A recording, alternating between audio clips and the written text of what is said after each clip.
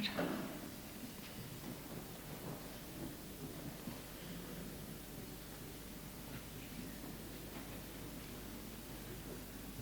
Are we all right?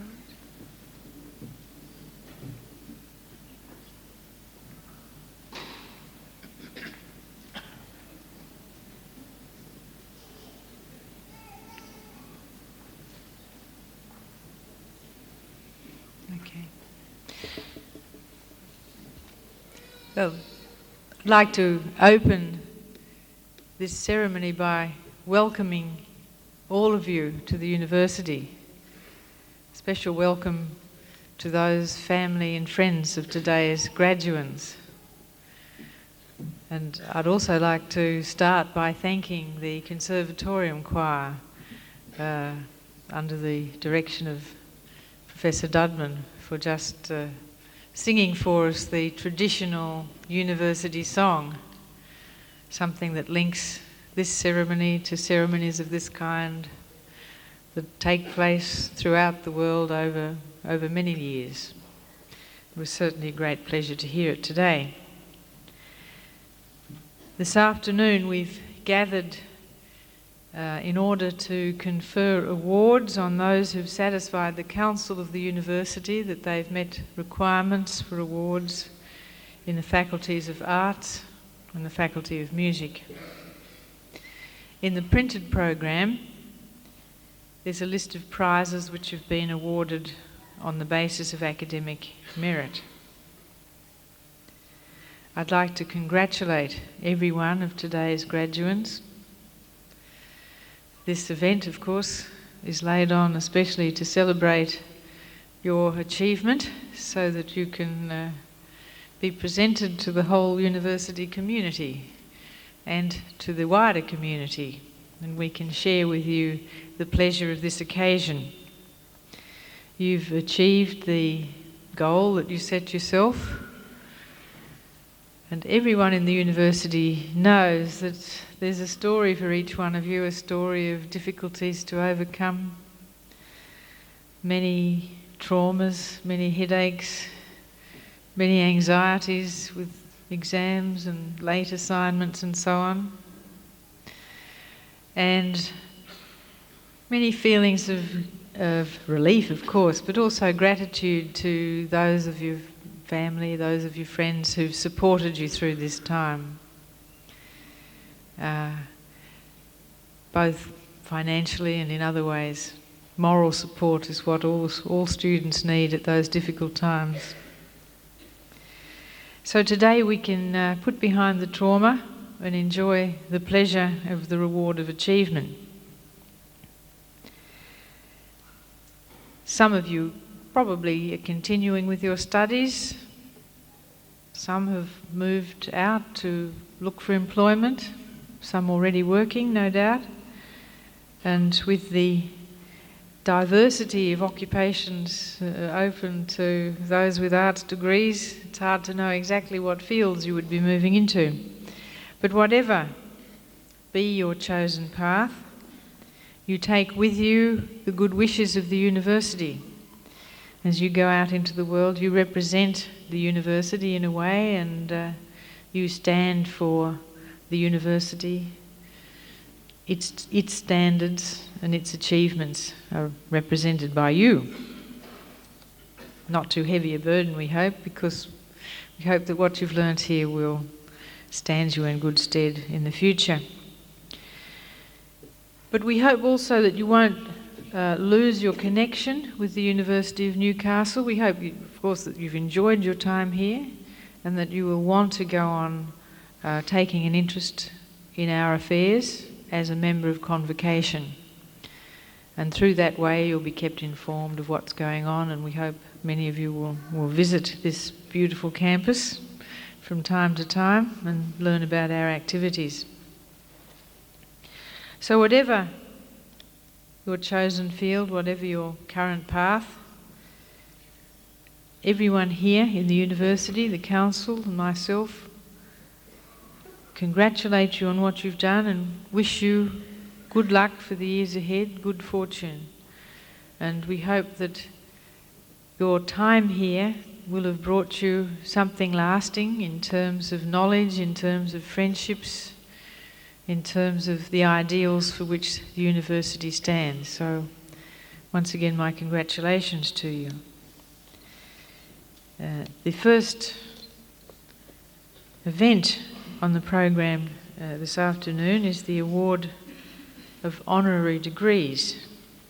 I'll now invite Associate Professor Ramsland to present the candidate for honorary degree in the Faculty of Arts.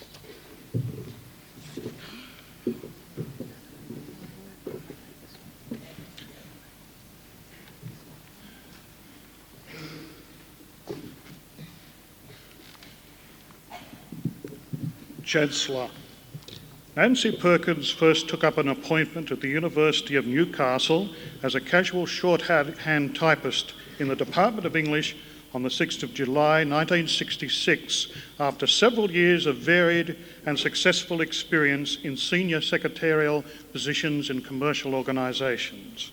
In July 1966, the position of Secretary to the then Vice-Chancellor, Professor J.J. Orkabuti, was advertised. Ms Perkins was a successful applicant and took up duty in her new position of responsibility on the 8th of August 1966. In that year, the university consisted of 3 faculty buildings and a major lecture theatre. Administration, where Nancy's office could be found, shared the Macmullen building with arts, economics and commerce, as well as part of the library. Mosquitoes still dominated the outdoors around the building and sometimes found their annoying way inside. In such cluttered and busy surroundings, Nancy carried out over the years her numerous duties as a conduit to an energetic Vice-Chancellor with splendid dignity, skillful diplomacy, infectious politeness and a genuine concern for the needs of both academic staff and students. Professor Orkabuti retired in 1974 and was replaced as Vice-Chancellor by Professor Don George in 1975. In March 1974, the University Council expressed its appreciation and gratitude for the exemplary work undertaken by Ms Perkins in connection with the selection committee for the new Vice-Chancellor and the manner in which she handled this very highly confidential matter. Nancy Perkins stayed on in her vital and pivotal position, Secretary to the new Vice-Chancellor. They worked harmoniously together to see through a period of great economic difficulty as well as rapid growth for the university, including the establishment of the medical school. Nancy Perkins was still there in the general office of the administration suite in the Macmullen building when the new and third Vice-Chancellor in succession, Professor Keith Morgan, arrived in 1987 from the University of Lancaster. In March 1990, her position was reclassified to Executive Assistant to the Vice-Chancellor. Amongst the university staff, Nancy Perkins is renowned for her ability to locate for them a vacant spot in the complexities of the Vice-Chancellor's appointment book, her great tact in difficult and controversial situations, her vast experience in understanding and interpreting the changing moods of Vice-Chancellors, her capacity for friendship and her honesty, graciousness, competence and sense of dignity in carrying out all aspects of her arduous role. Professor Morgan was understating it in 1991 when he wrote that Miss Perkins is a key person in my office and in the university. We are all fortunate to work with her. She is an exemplary member of staff. In 1993, again with diplomacy and skill, Nancy Perkins has seen through the arrival of her fourth Vice-Chancellor, Professor Mortley. She has served faithfully and well in the university's most senior secretarial position for a period of 26 years. Chancellor, it gives me great pleasure to present to you Nancy Aileen Perkins for the award of the Honorary Master of Letters degree in the Faculty of Arts.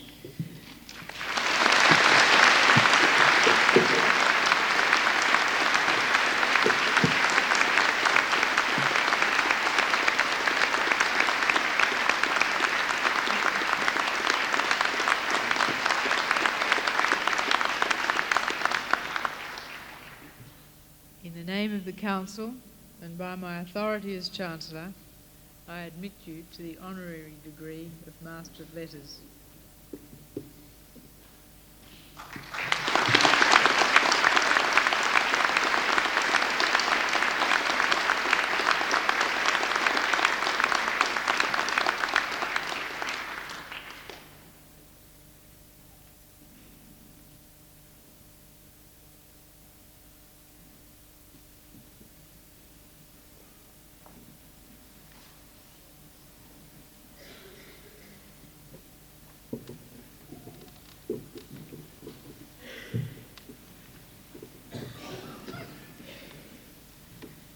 Vice-Chancellor, call on you now.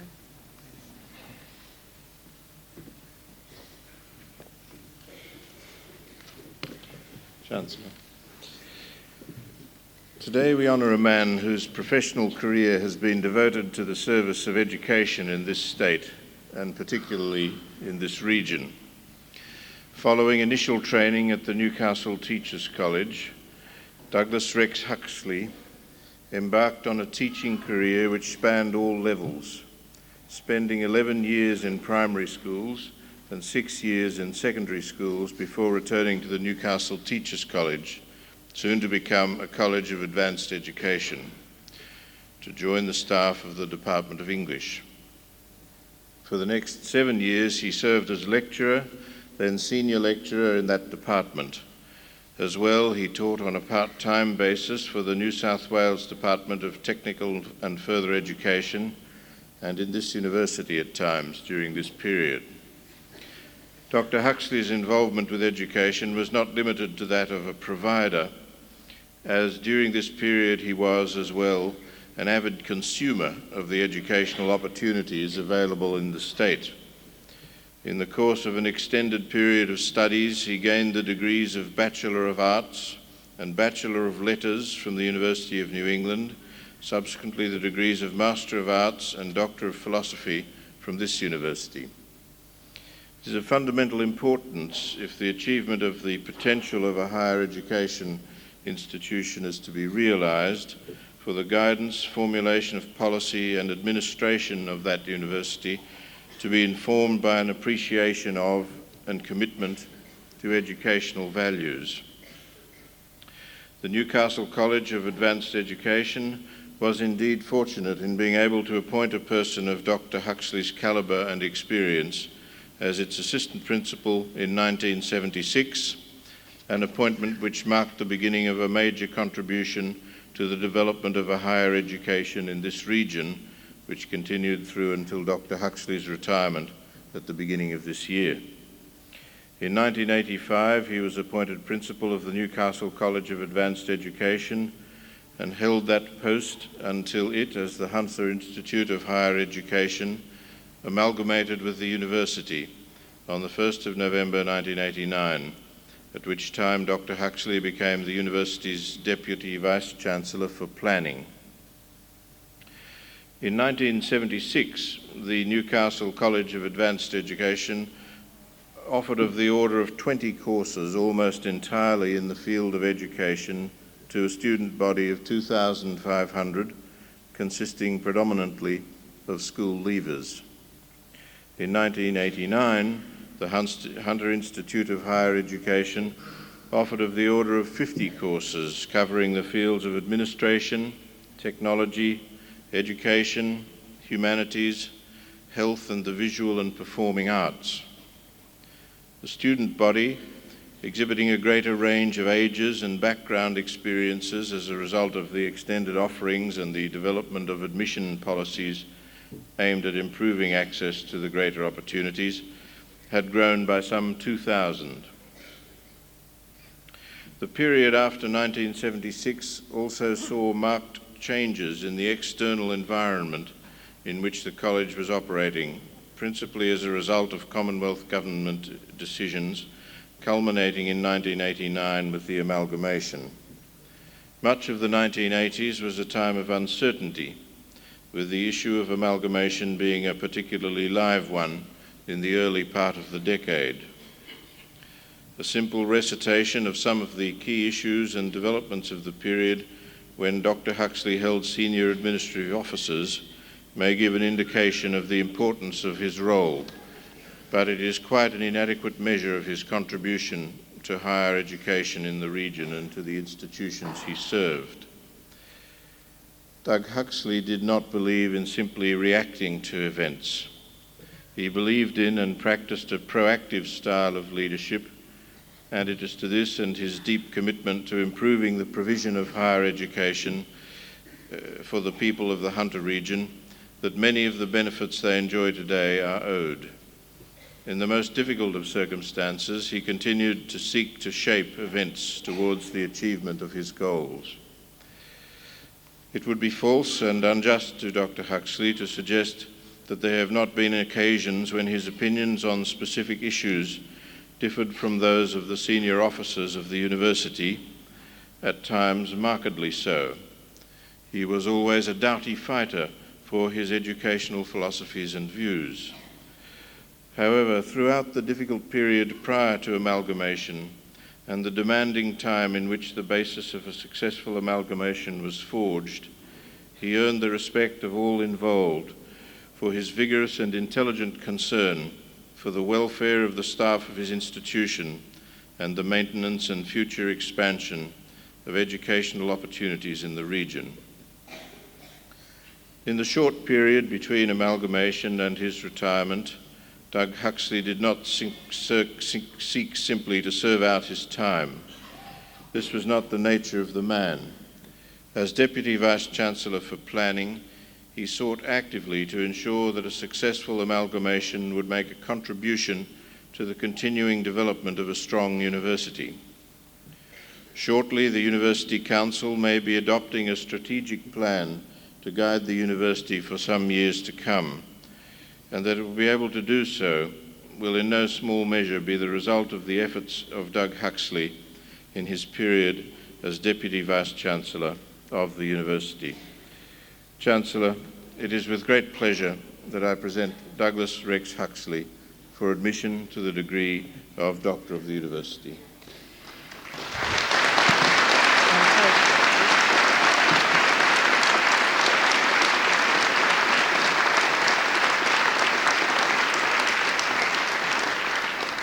In the name of the Council and by my authority as Chancellor, I admit you to the honorary degree of Doctor of the University.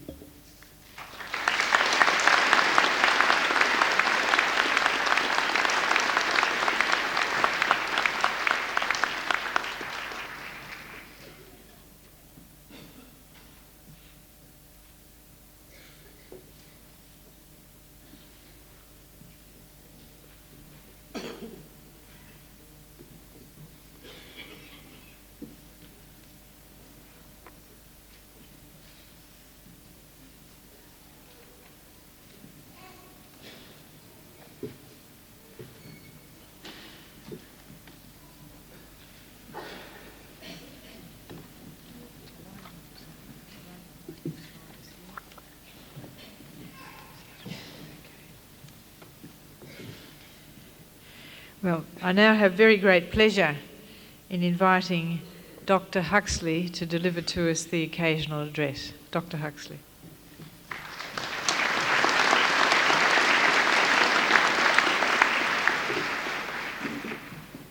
Chancellor, Vice-Chancellor, colleagues, graduates, ladies and gentlemen.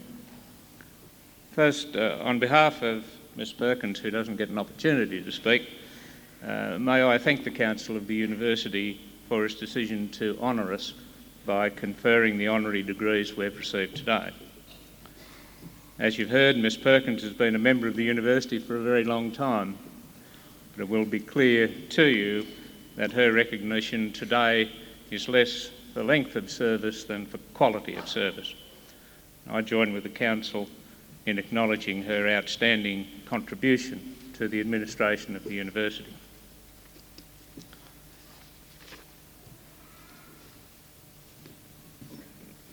My connection with the University has been shorter and a little more varied. I've participated in its work as a student, postgraduate student, a lecturer, a council member, and as an administrator. That experience has not all been positive, but I remain convinced that given its inherent strengths and the strengths brought by the amalgamation, and given also that the university will heed its motto, I'm confident that it can look ahead with a degree of confidence not shared by many of its colleague institutions. What I wish to do is to invoke that motto and look ahead. And since I don't wish to burden the graduates today with a lecture, I intend to look ahead by celebrating what I consider to be the most precious of the qualities which they have developed over the years, and that is the ability and the desire to challenge the status quo. I propose to suggest a number of questions with which we should all challenge ourselves and our society. And as the first of those questions is still in my folder, I'll give you a 30-second break.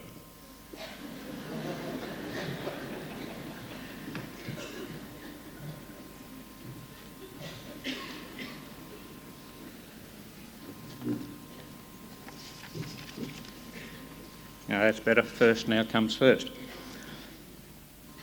First, can we look ahead to the day when every well-educated person will indeed be well-educated? Of course, in terms of the curricula which has been set for us to follow in our primary and secondary and tertiary years, and our success in demonstrating anything from competence to brilliance in mastering the content and the processes of those curricula, we are indeed well-educated. But is this really so?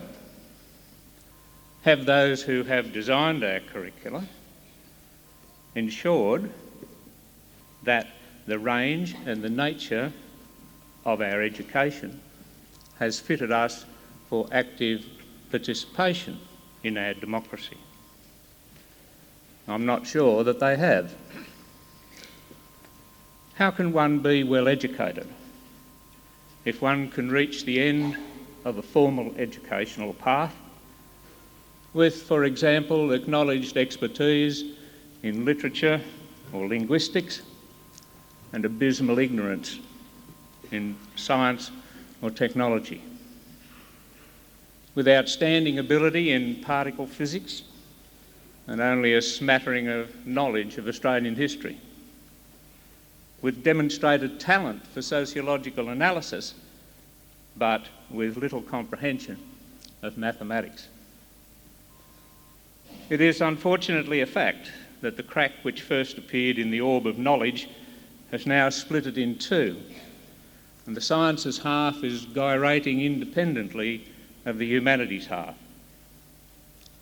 And it's to that independence of direction that I think we can attribute the loss of the universal, the encompassing, the ecumenical, on which humans have applied social structures. How can we retrieve the situation? I doubt that we should aim to return to the Renaissance man, but the challenge for leaders of the future will be to reshape education so that there is a more socially useful balance between the breadth and the depth of learning. Second, can we look forward to the day when knowledge is again divided into disciplines, the number and nature of which will make it possible for the educated person fully to discharge those personal, social and civic responsibilities that characterise the effective citizen? Is it too much to hope that we will again emphasise a functional approach that will have amongst its aims that men and women exiting from formal education will understand the aesthetics and symbols of art and literature and send and receive verbal and non-verbal information proficiently, will comprehend the processes and methods of science and technology and be able to manipulate and shape materials, be aware of our natural and created environments and be able to quantify and symbolise and reason in numerical terms, bring historical and contemporary perspectives to bear when determining social, political, cultural and spiritual responses to their circumstances, understand and discharge their civic responsibilities, appreciate the need to balance labour and leisure and have the skills to be able to get full enjoyment from both, or have the ability to apply a variety of techniques to the solution of problems they face in their lifelong pursuit of learning. Third, can we look ahead to the day when our higher education curricula are properly attuned to ensuring a match between educational outcome and social need? On that day, primary, secondary and tertiary education will be a continuum, and each sector will teach the appropriate sections of a truly integrated and coordinated curriculum.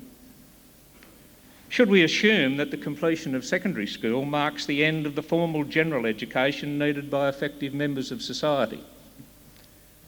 Or should we insist on continuing a person's general education into at least the first years of higher education? Where better to teach, for example, the Australian Constitution, Australian politics, the economics and ecology of sustainability, legal rights and responsibilities, and similar knowledge essential for intelligent and responsible exercise of our democratic rights. I have almost total disrespect for the Americans, but I admire one thing about them, and that's their determination to continue the general education of their students after secondary school.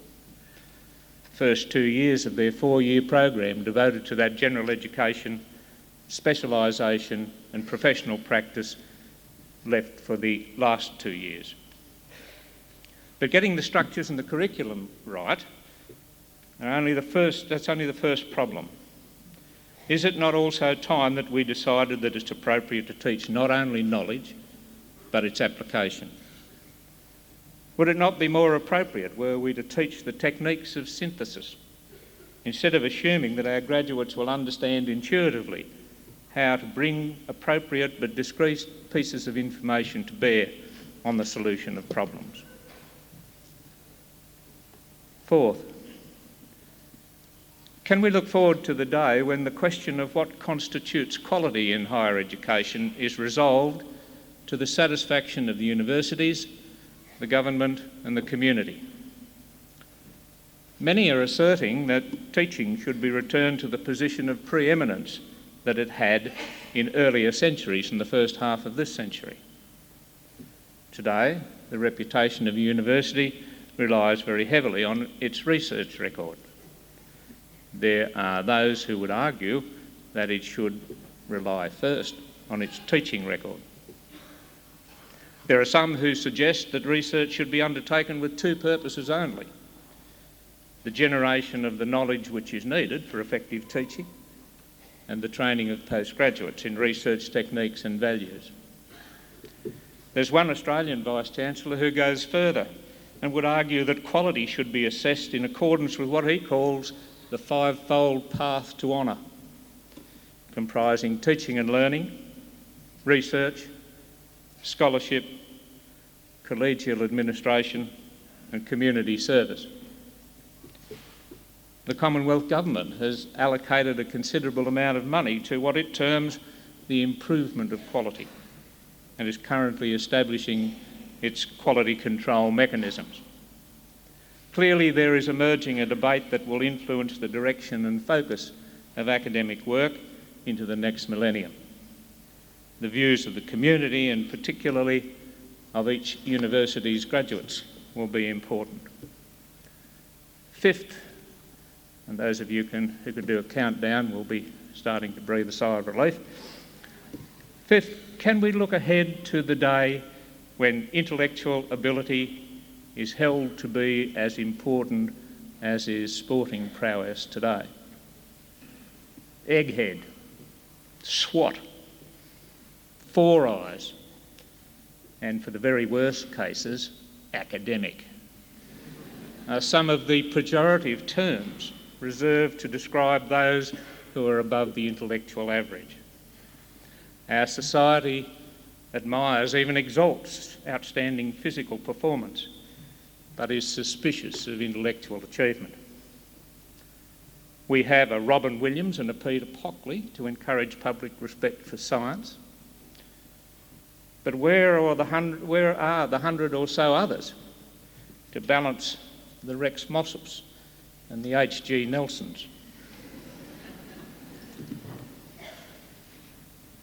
But as concerning as that may be, is it not of greater concern that the humanities and the social sciences lack even one publicist to remind us of how vital and how important they are to the preservation and development of our society, to help us avoid going down the science-only track?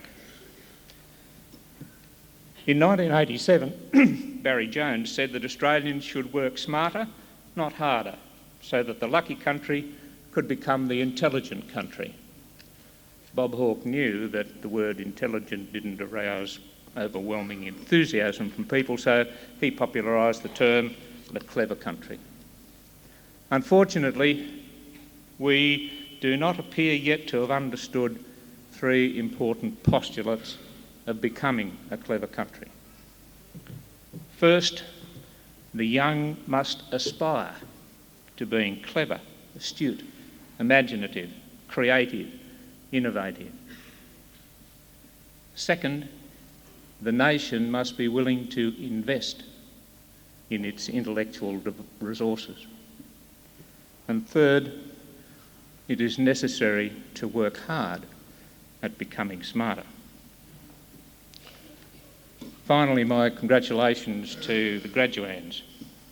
Some of you have completed the first stage of your post-secondary education. Others have embarked on the next stage. A few have completed the final stage. All of you have experienced the fear of failure, the pain of the long-distance writer, the exhilaration of success, and today, that ritual of graduation, the boredom of the interminable occasional address. I trust that those who are graduating today will accept responsibility for seeking answers to some of the questions that I've posed. I wish you continued success. May you look ahead with confidence and always be justified in looking back with satisfaction.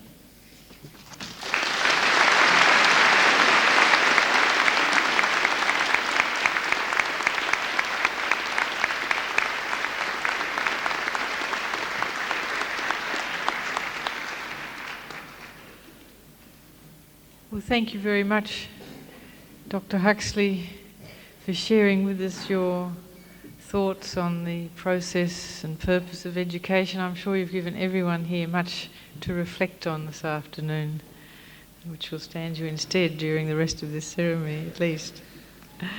Now I'll call on Associate Professor Ramsland, Dean of the Faculty of Arts, to present candidates from that faculty. Will all the candidates for admission to awards undertaken within the Faculty of Arts please stand?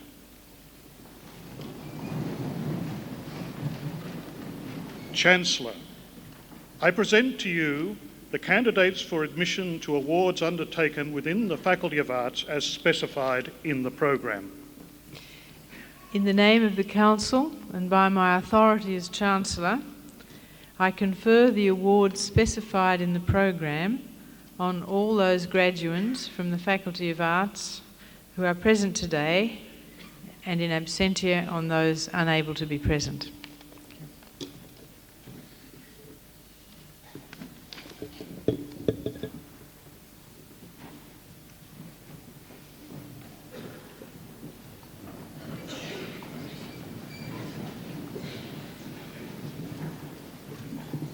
Chancellor, for the award of the Diploma in Aboriginal Studies, Christopher Jason Heckenberg.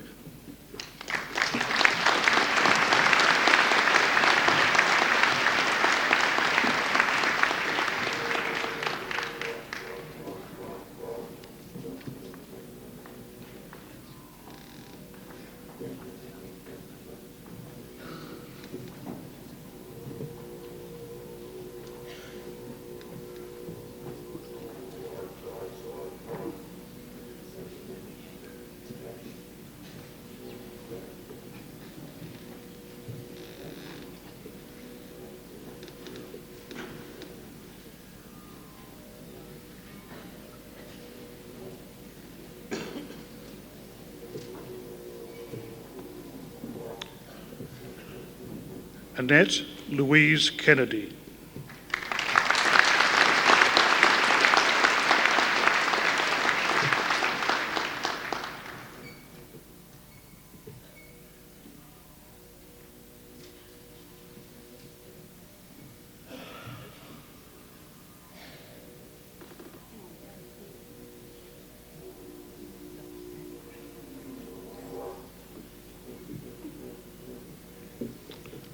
Flora McCann.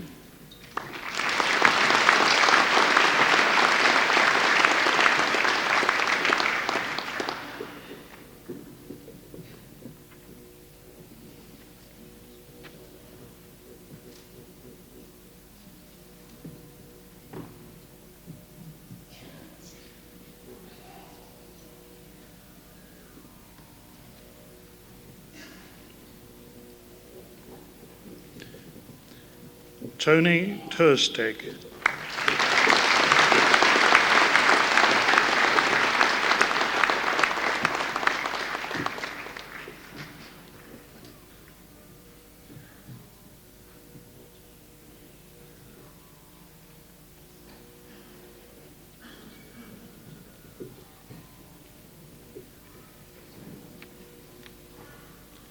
Chancellor, for admission to the degree of Bachelor of Arts, Leanne Frances Abdu.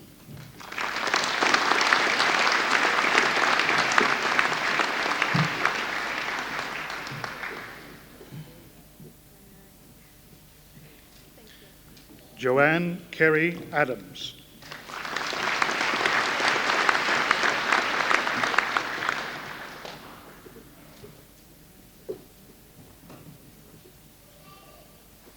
Sally Faye Allen.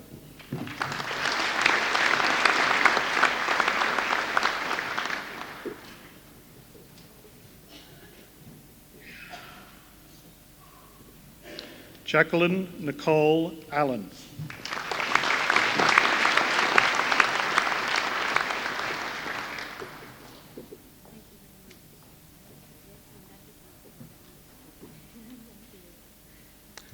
Elizabeth Therese Askey.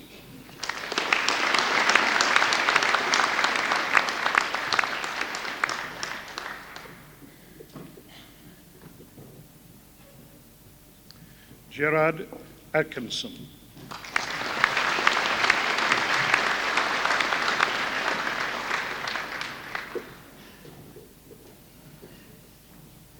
Anne Louise Austin.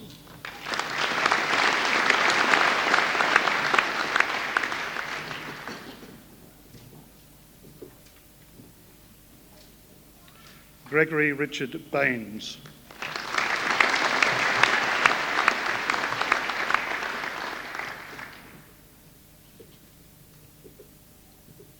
Catherine Louise Barlow.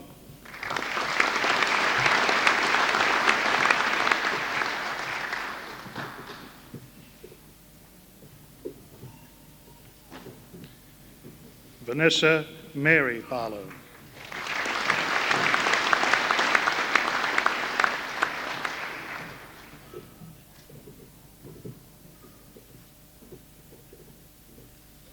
Susan Ilif Bell.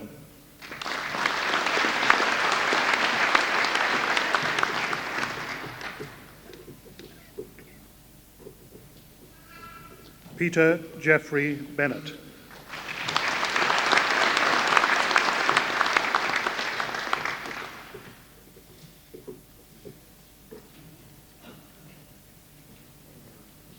Katrina Elizabeth Betts.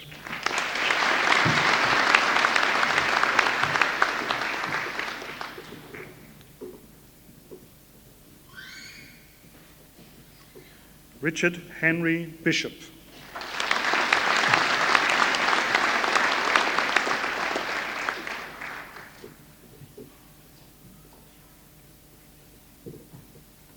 Rachel Ann Blackman.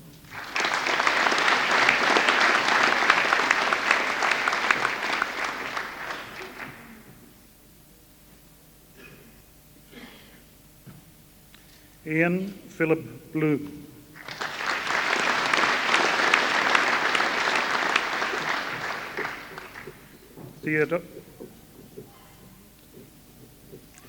Theodore James Bogatus.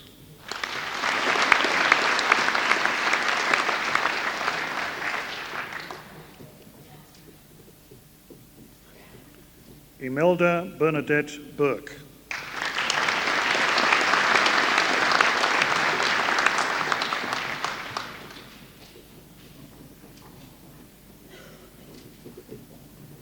Tanya Shiley Briggs.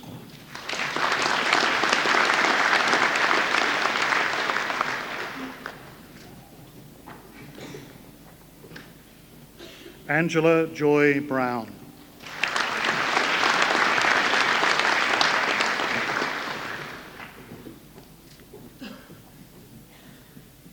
Larissa Joy Brown.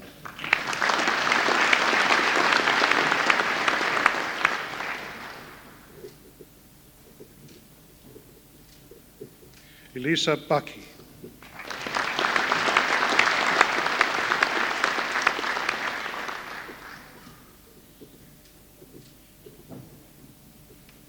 Kenneth John Budge.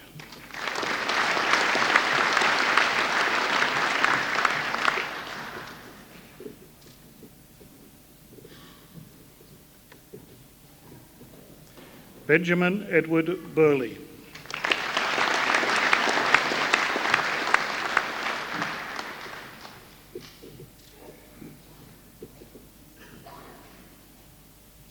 Angela K. Byron.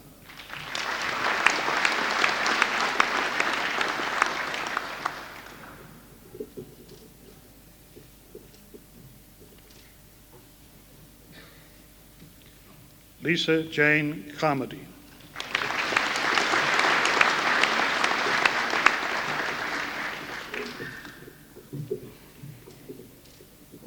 Susan Leslie Carson.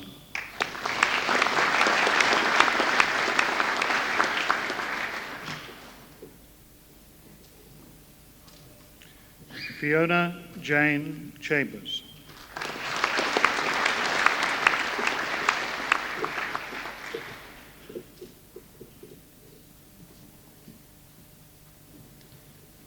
Karen Elizabeth Chapman.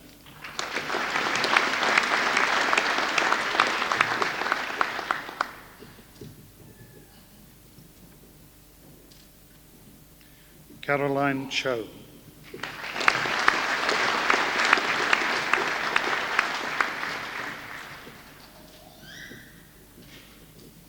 Sunmin Chai.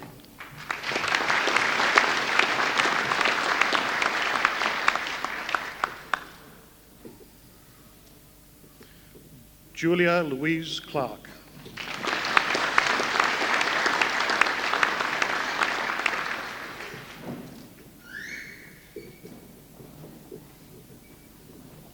Melissa Janet Clark.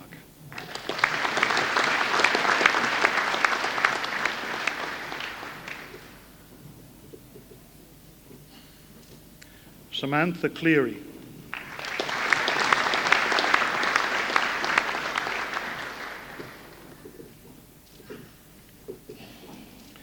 Margaret Fay Cole.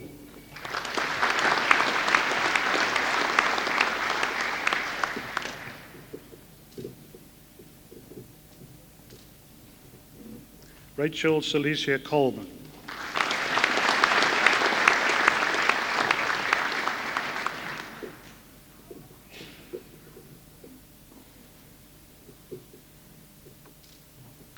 Andrew Charles Colvin.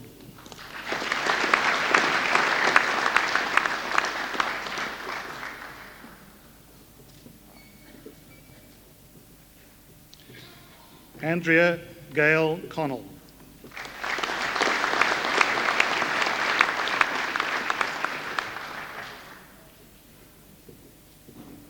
Tonya Ann Cook.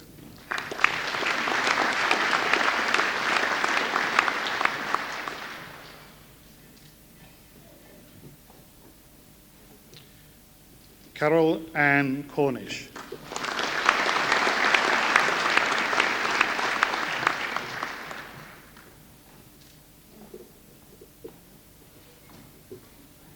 Elizabeth Ann Cox.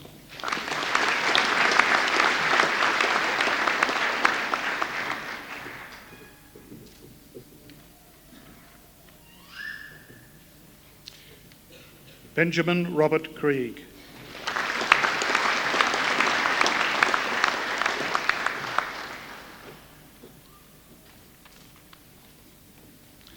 Del Ann Kroger.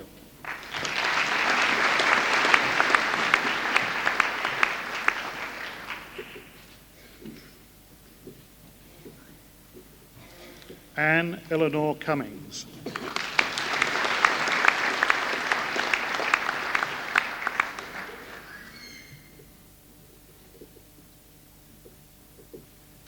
Mark Allen Curtis.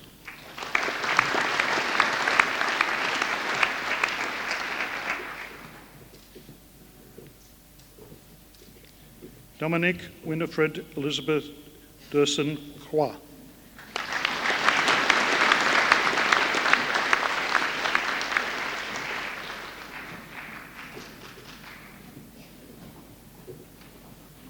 Andrew David Denzin.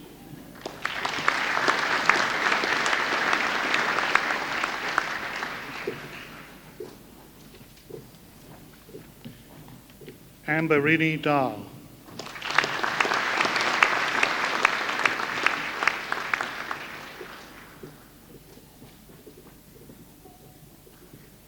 Bradley William Dick.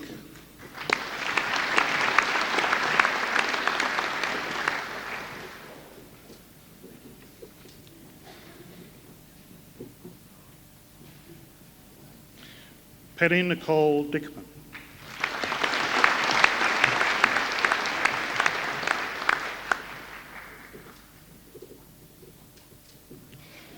Paul Wesley Dixon.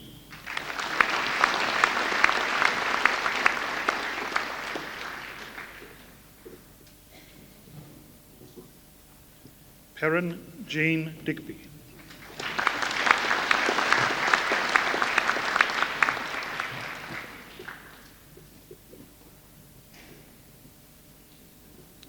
Raymond Andrew Dooley.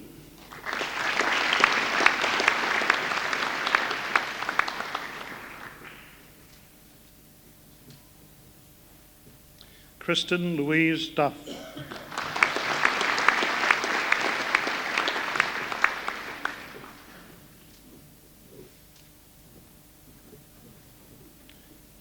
Rowena Ruth Duffield.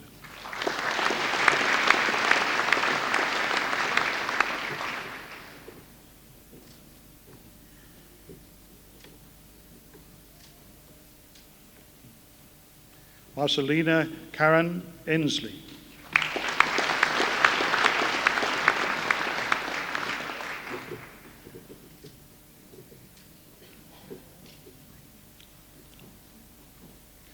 Amanda Sue Evans.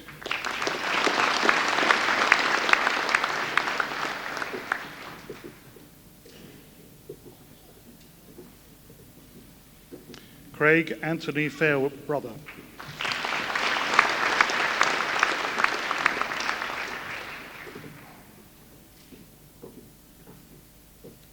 Campbell Michael Farrell.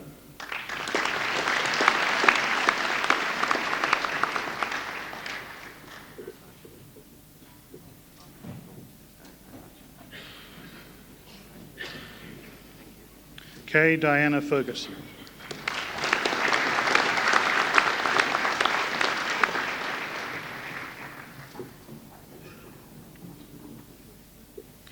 Tanya Louise Fitzpatrick.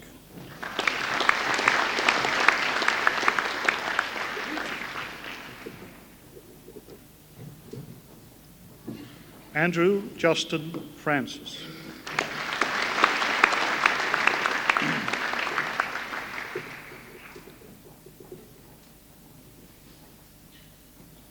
Gregory Francis Fuller.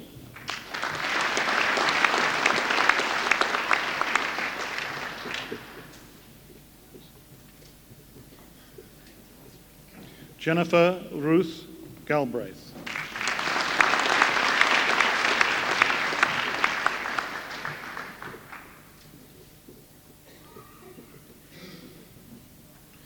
Jatita Marie Gately.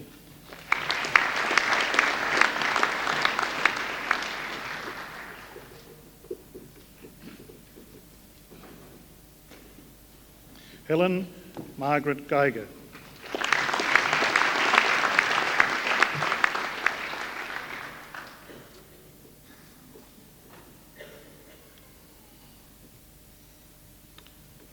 Emil Quang Ming Go.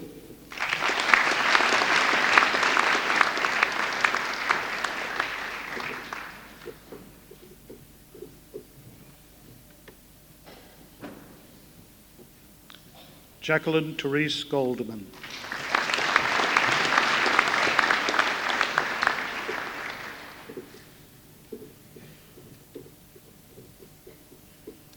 Nigel Charles John Guest.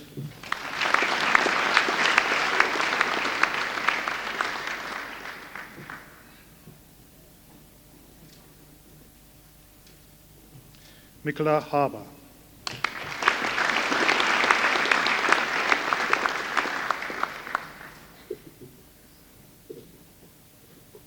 Anne-Marie Elizabeth Harris.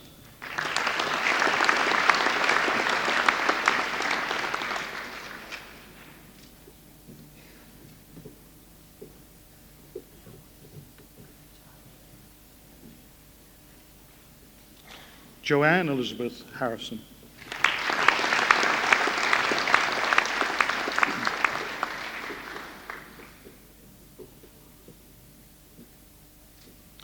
Kristen Ann Harrison.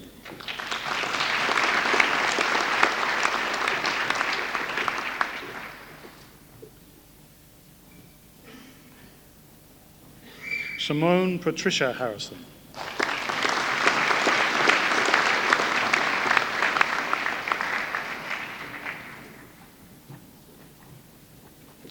Sasha Jane Hatfield.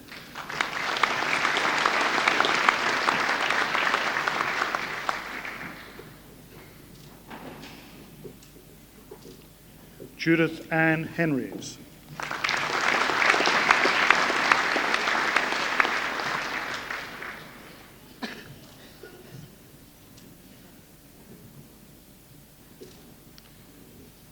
Kim Marie Hesketh.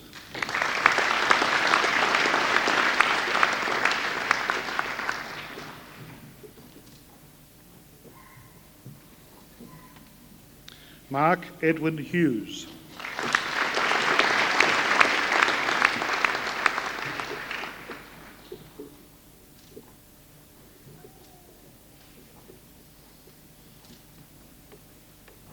Alison Margaret Hume.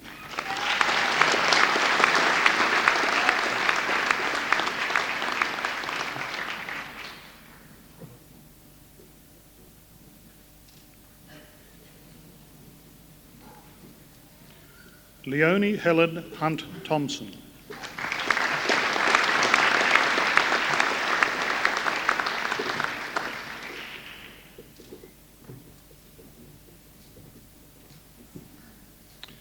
Margaret Ruth Hutchinson.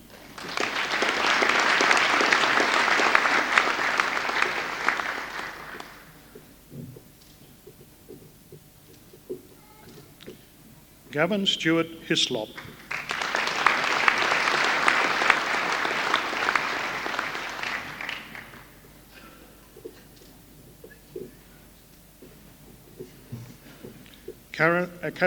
Catherine Ann Innes.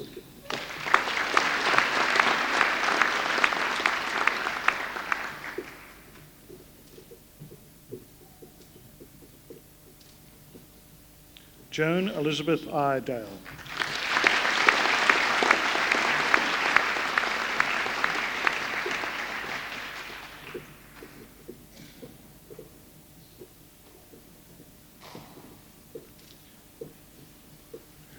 Stuart Irvin Jackson.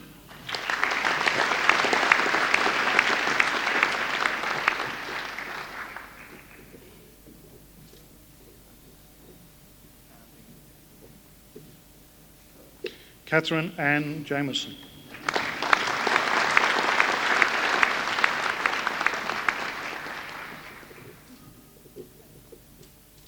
Sharon Louise Jeffries.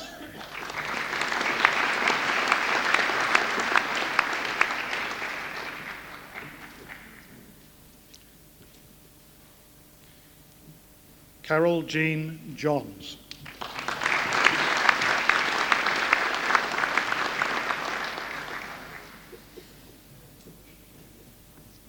Troy David Johnson.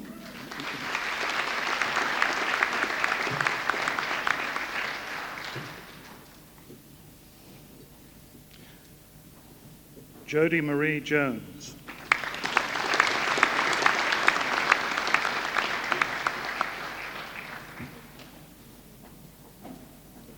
Sonia Joan Jones.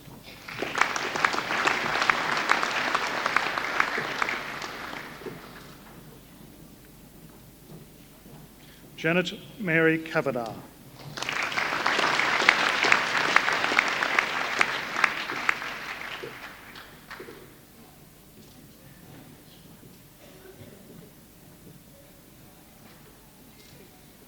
Anthony Joseph Keane.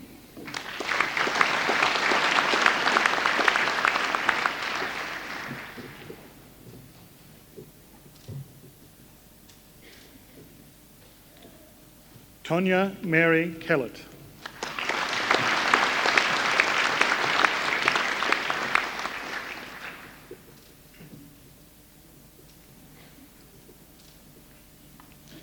Cheryl Ann Kelly.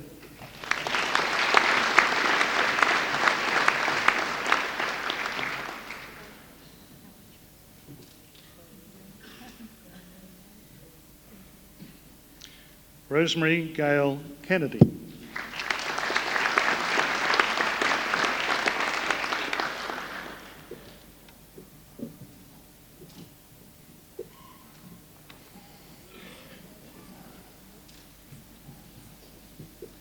Nicholas James Kenway.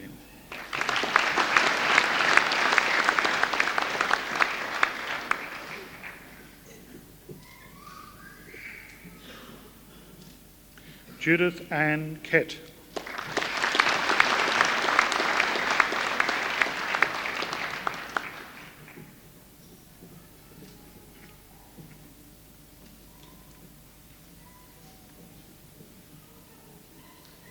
Stephen Kim.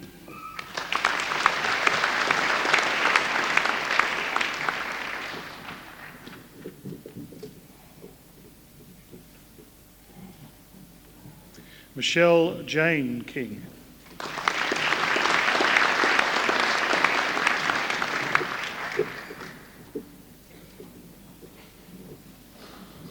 Richard Neville George Kirkby.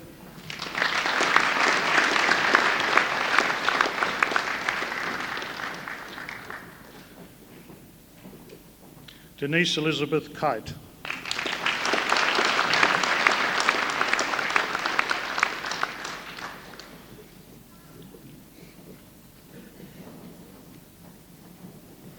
Catherine Louise Knight.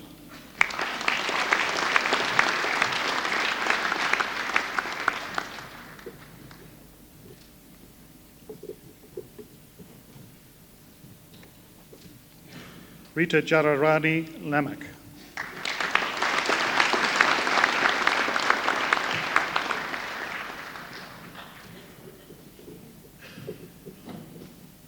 Kirali Joy Lamb.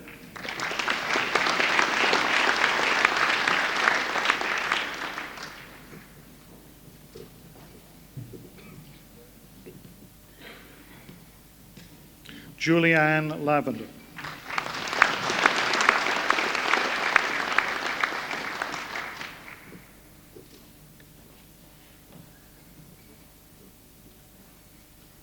Lisa Jane Locke.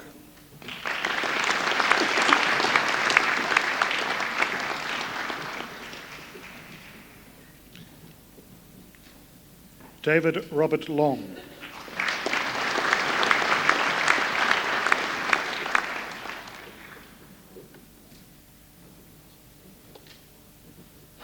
Joanne Louise McQueen.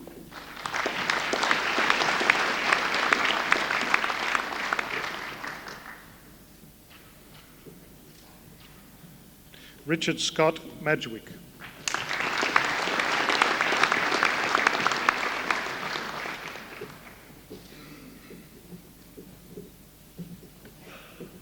Jacqueline Frances Marr.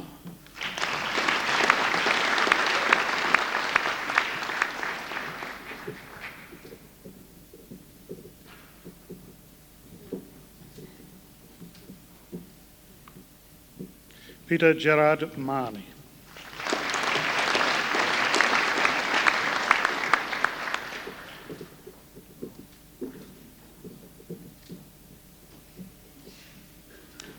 Lisa Marie Manning.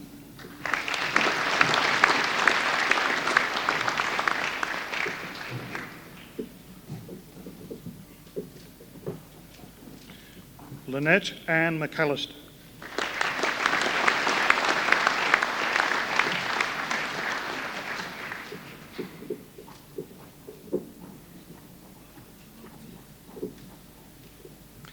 Janine Louise McCosker.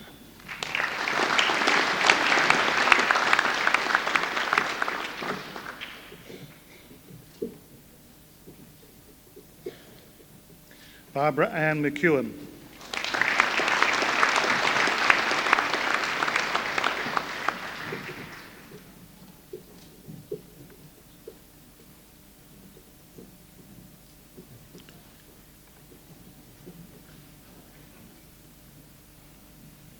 Jane Margaret McMillan.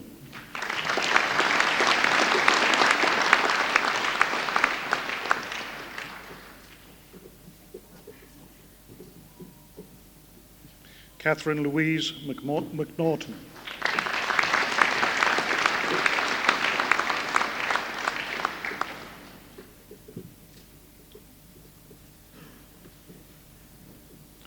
Suzanne Gay Meir.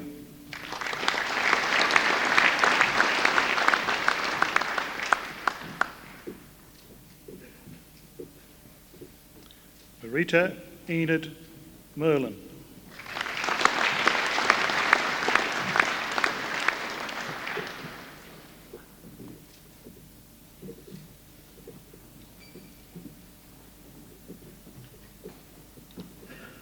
Annette Gay Moyer.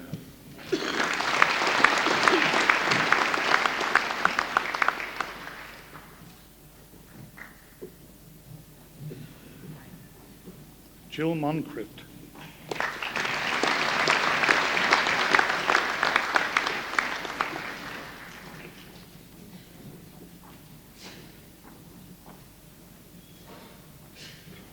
Megan Lee Montefiore.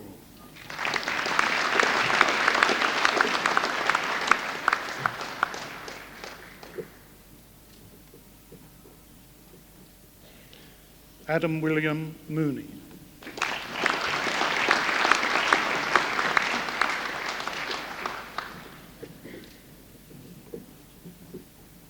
Joanna Louise Moore.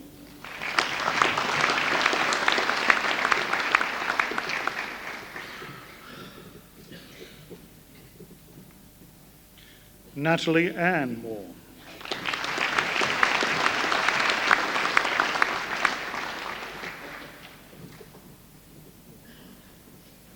Jennifer Ann Morgan.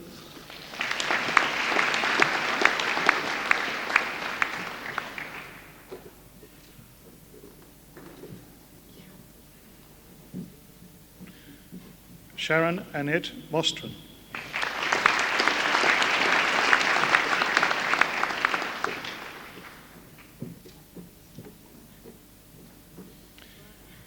Christopher William Munane.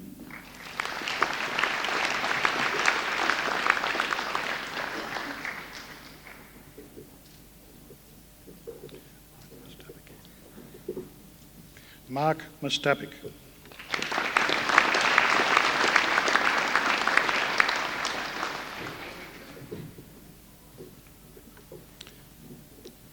Carol Myers.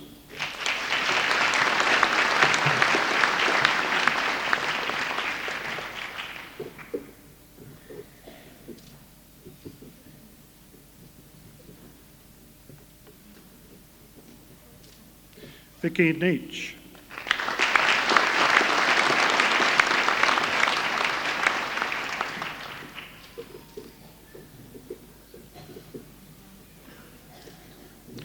Raymond Tidman-Ning.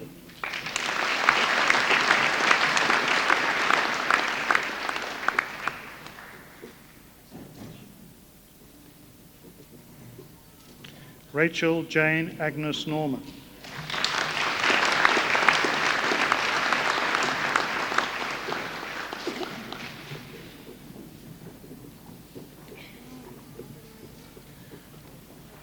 Margaret Mary O'Brien.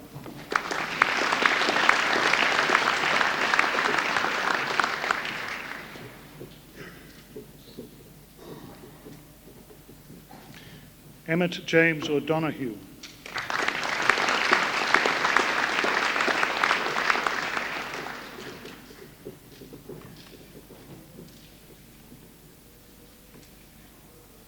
Yvonne Maria O'Mara.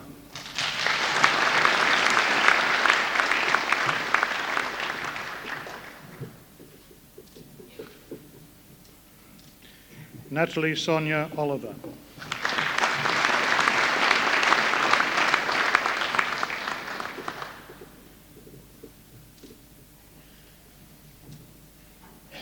Darren Orchard.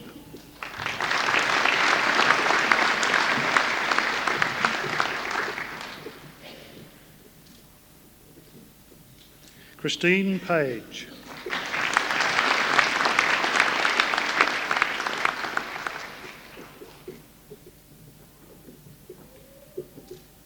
Linda Jane Parry.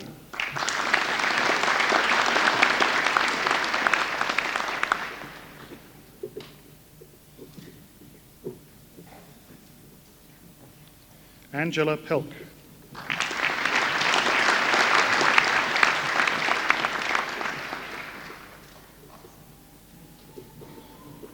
Suzanne Frances Pendlebury.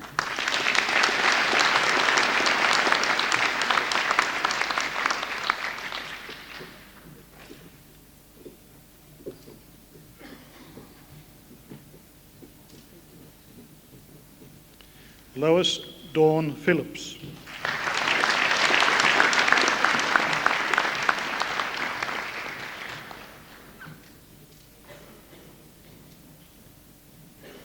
John William Pikovich.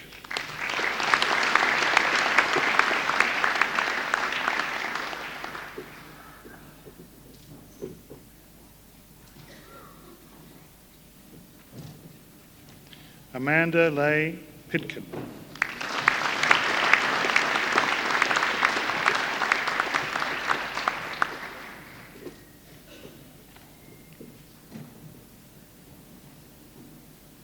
Susan Margaret Porter.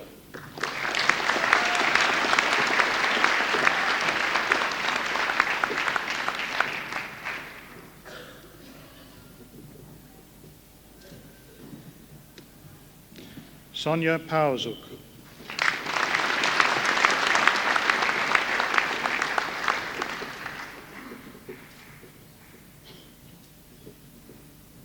Catherine Gay Pritchard.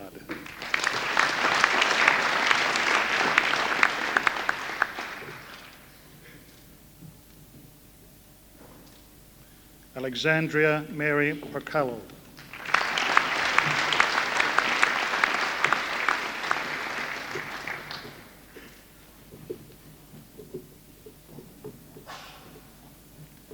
Tanya Pint.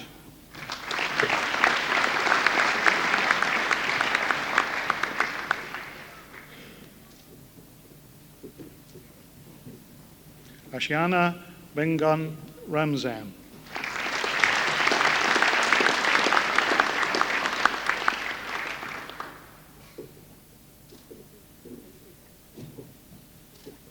Heather Gay Reid.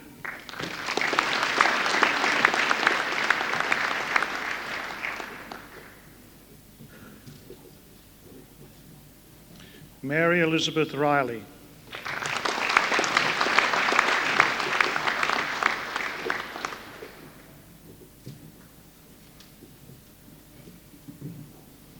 James Mark Reinberger.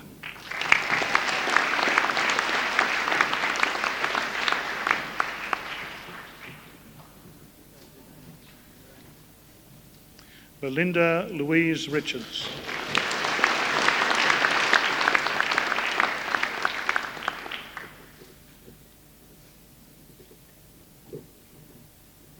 Christopher James Richardson.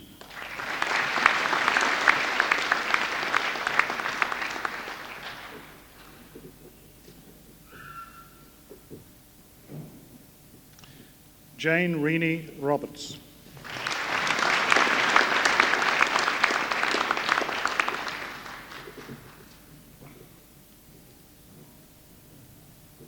Kathy Ann Rowe.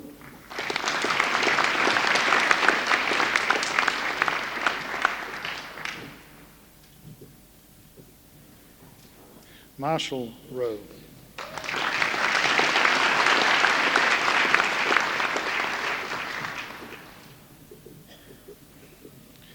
Tamzin Claire Sandfield.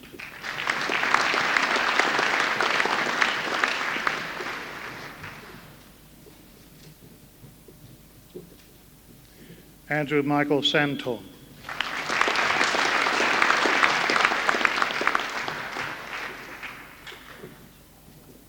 Jane Scorer.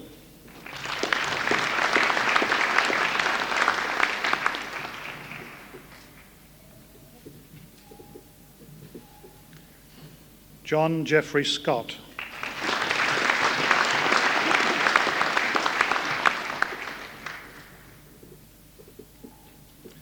Melissa Jane Seymour.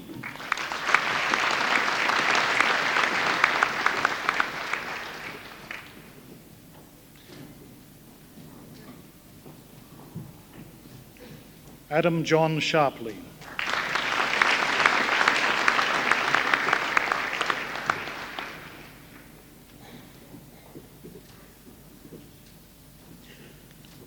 Fiona Jane Shoebridge.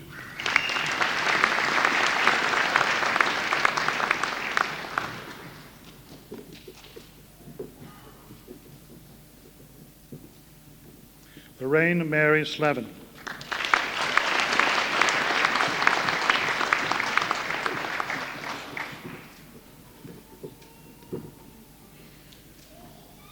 Anthony Johann Sluter.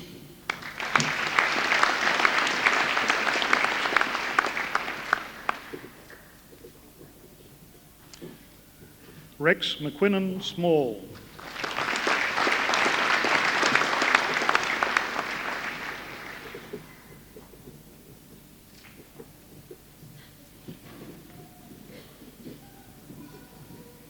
Simon Arthur Yarwood Smith.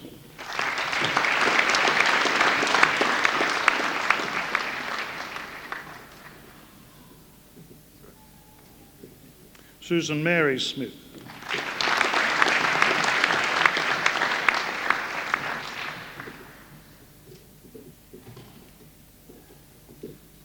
Terrell Ann Smith.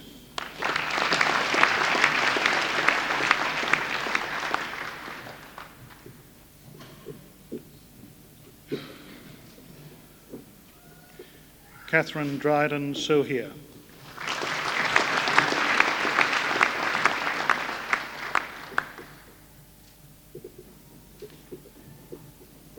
William Robin Steenson.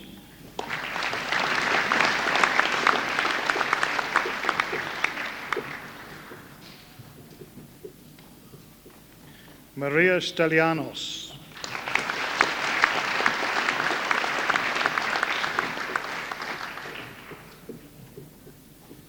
Michelle Gay Stennett.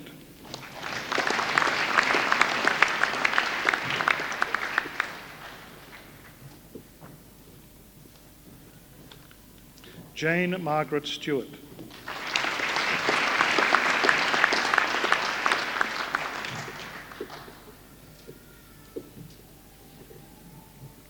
Elizabeth Stockdale.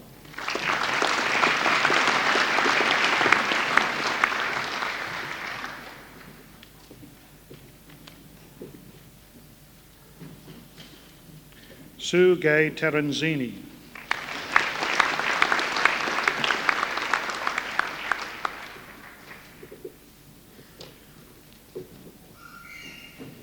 Su Ling Lisa Thao.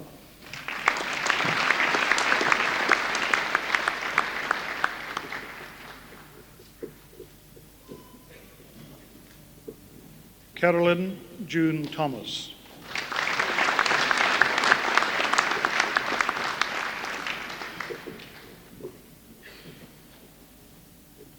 Tracy Thornbury.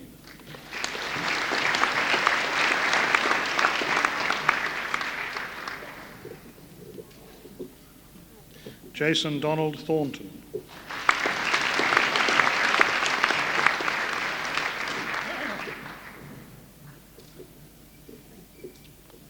Wilma Teresa Turner.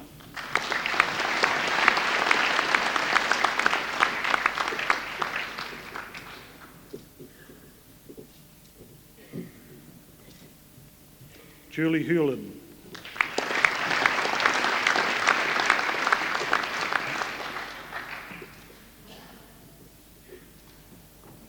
Melissa Valich.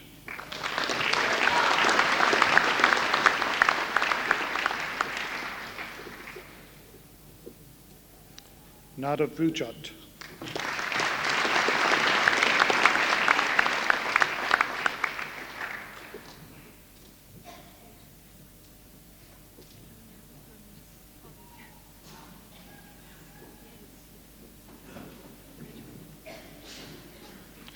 Juliet Margaret Vujena.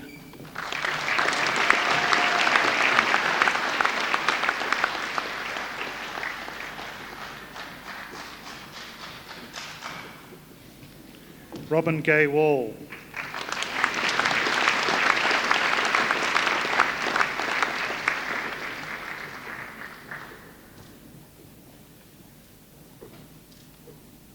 Beth Margaret Ward.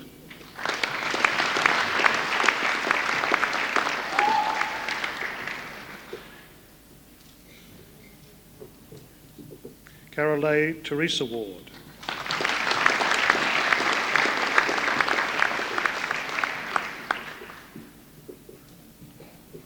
William Frederick Ward.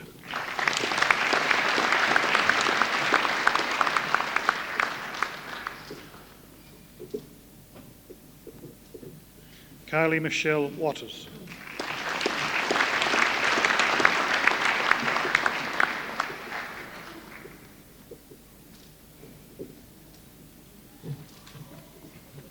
Paula Rosin Watts.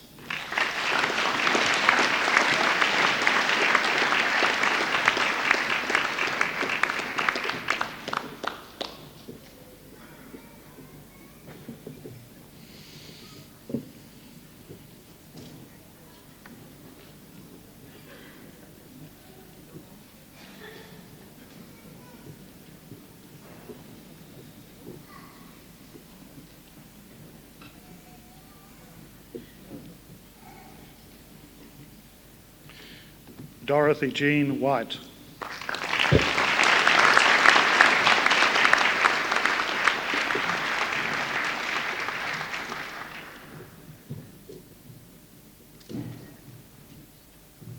Trina Gay Whitten.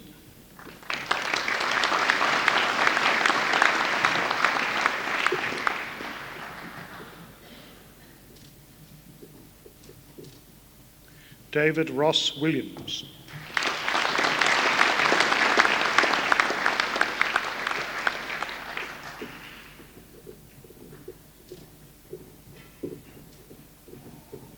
Louise Ann Williams.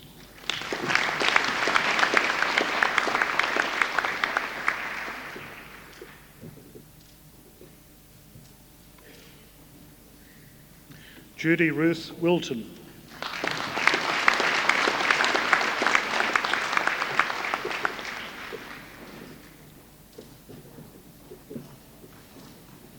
Catherine Elizabeth Wimble.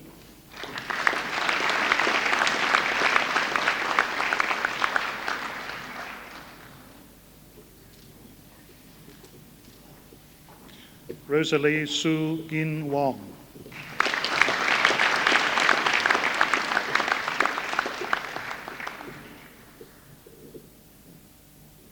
Bronwyn Ruth Ward.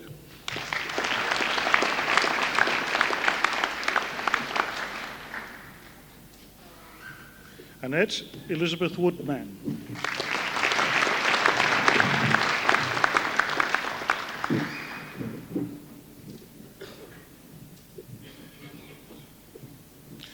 Lynette Diane Watton.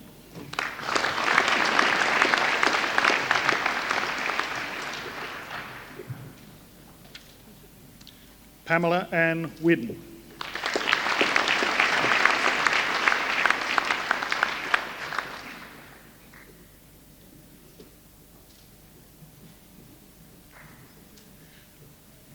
Anna Maria Zicki.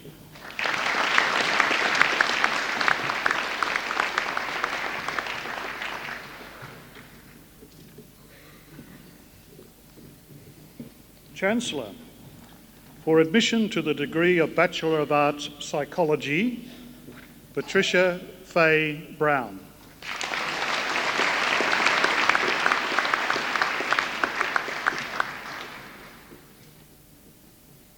Joseph Vincent Donnelly.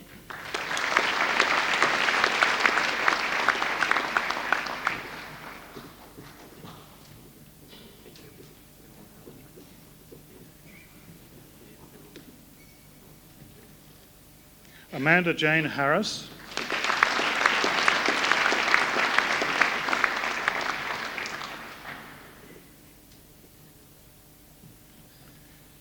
Campbell Robert Hugh Watson.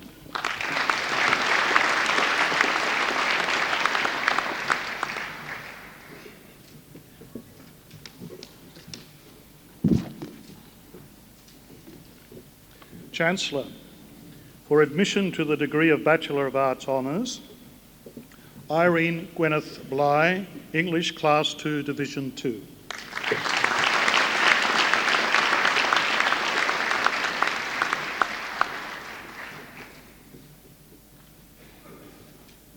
Thomas Sean Brown, Classical Studies, Civilisation, Class 2, Division 2.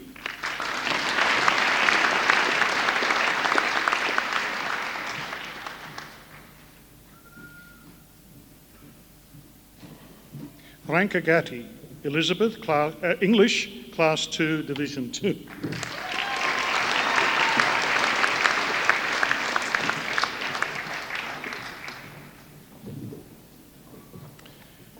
Joan Patricia Hilda, Philosophy, Class 2, Division 2.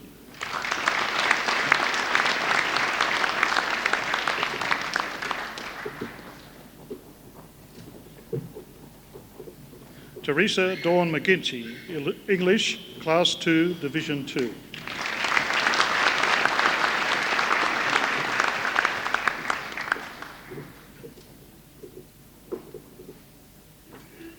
Rachel Jane Agnes Norman, English, Class 2, Division 2.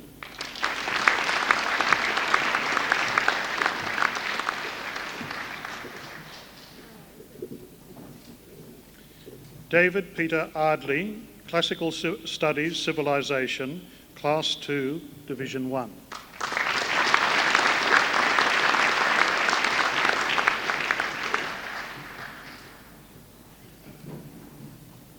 Lynn Patricia Benton, History, Class 2, Division 1.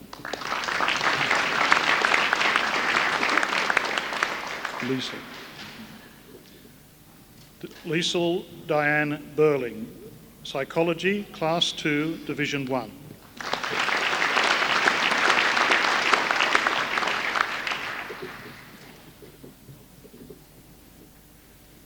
Tanya Antoinette Davis, Psychology, Class 2, Division 1.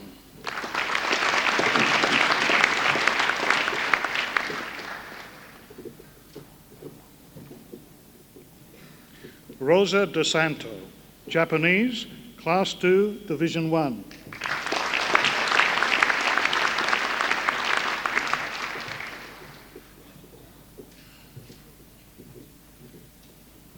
Robert David Dilley, Drama, Class 2, Division 1.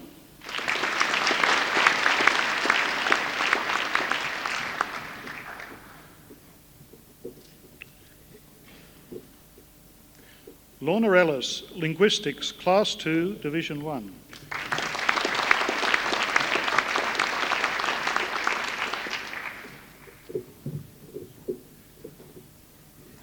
Lucinda Patricia Farrell, English, Class 2, Division 1.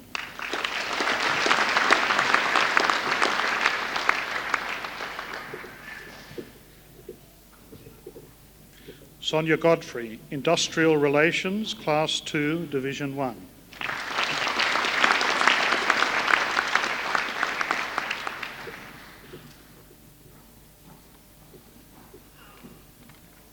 Anne Vaughan Hogden, Linguistics, Class 2, Division 1.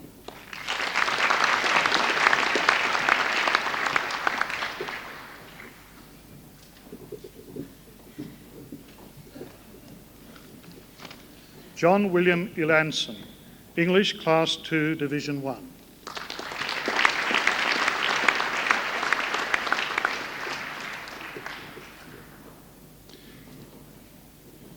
Barbara Knorr, Psychology, Class 2, Division 1.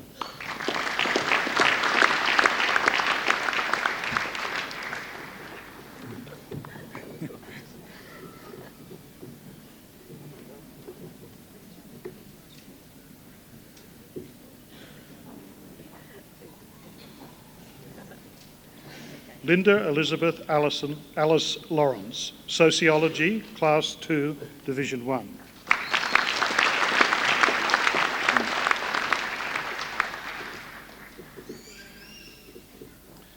Michael Anthony Lazinski, English, Class 2, Division 1.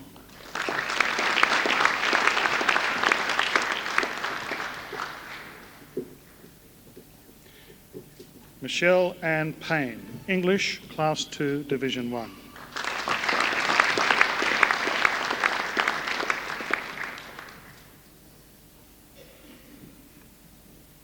Nina Johanna Salavonen, Psychology, Class 2, Division 1.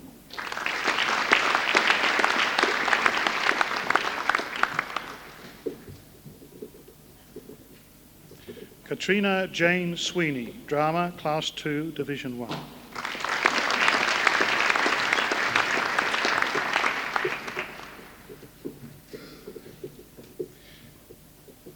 Billy Bonevsky, Psychology, Class 1.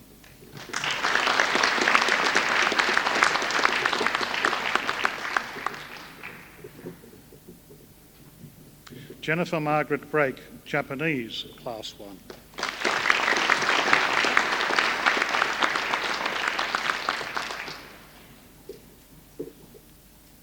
Robert Peter Farrell, Philosophy, Class 1.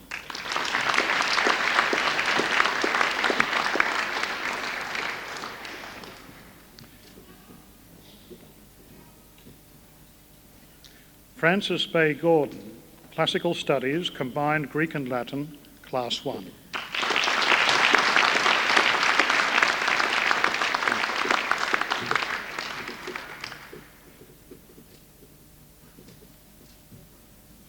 Roseanne Nuth, English, Class 1.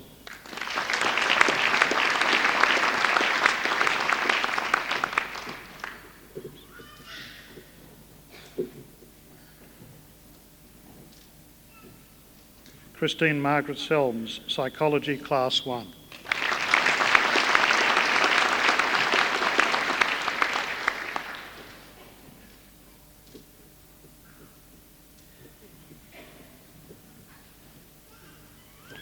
Michael William Sternbeck, Classical Studies, Latin, Class 1.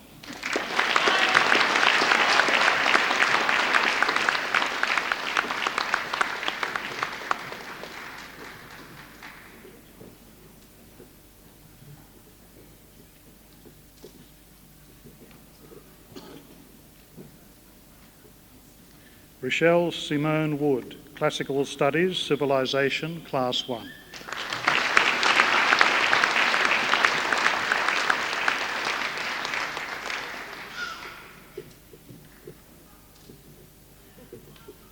Wayne David Christensen, Philosophy, Class 1 and University Medal.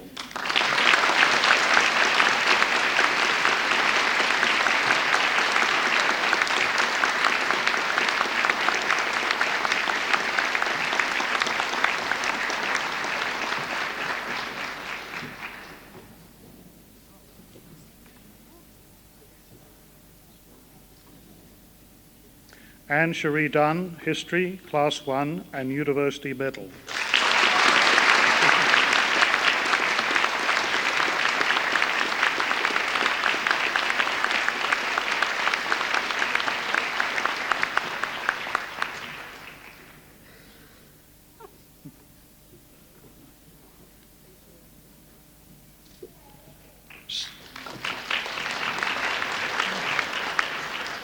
Sarah Jane Hazel, Linguistics, Class 1 and University Medal.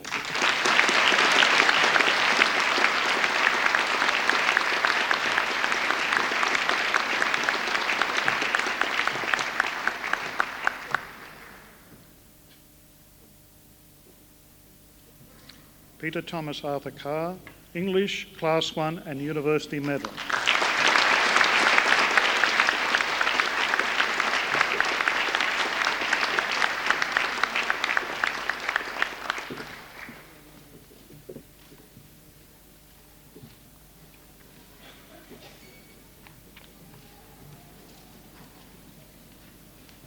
Chancellor, for admission to the degree of Master of Applied Ethics, Carol May Skye.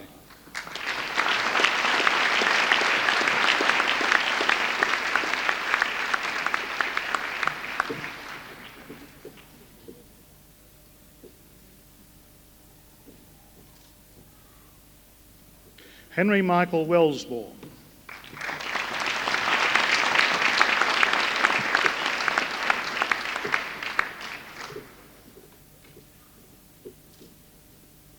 Chancellor, for admission to the degree of Master of Letters, Beatrice Ann McNeice.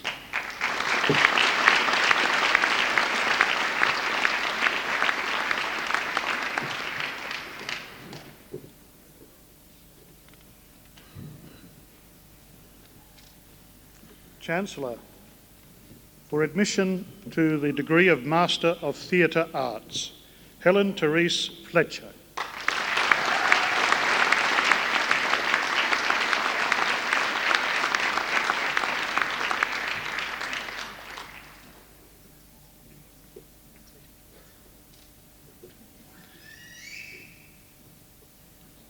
Caroline Fiona Stacey.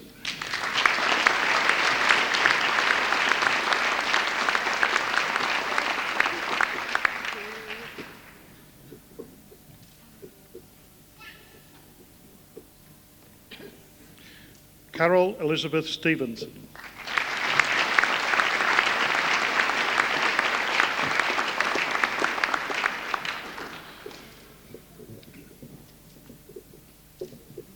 Chancellor, for admission to the degree of Master of Arts, Department of English, Jill Lorraine Novak, Bachelor of Arts, Diploma in Education, for the thesis entitled Mothers and Mad Women, Nuns and Whores, the Women in Patrick White's Novels.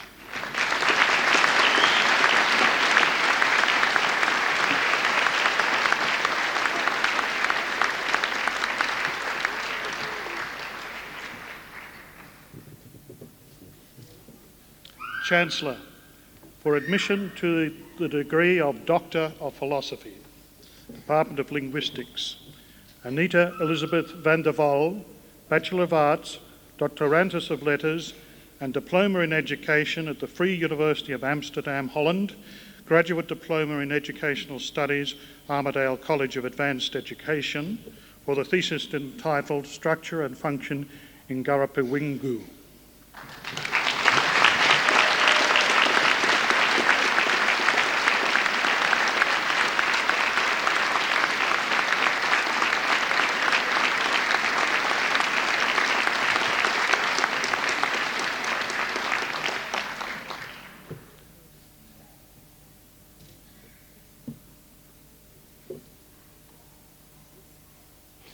Wu Wo, Master of Arts, Hans Hong, University of Science and Technology, China, for the thesis entitled Information Structure in Chinese.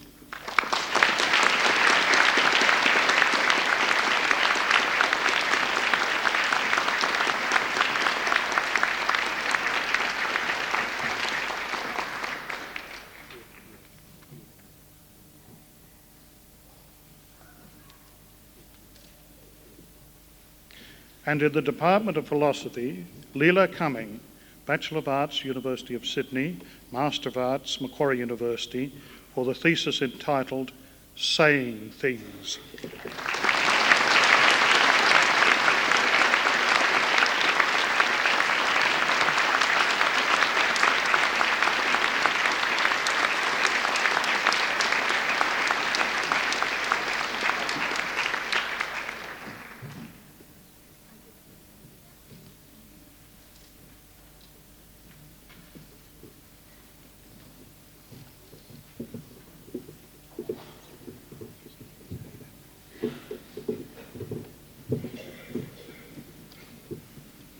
Will all candidates for admission to the award of Diploma in Music in the Faculty of Music please stand? Chancellor, I present to you the candidates for admission to the award of the Diploma in Music undertaken within the Faculty of Music as specified in the programme. In the name of the Council and by my authority as Chancellor, I confer the award specified in the programme on all those graduates from the Faculty of Music who are present today and in absentia on those unable to be present.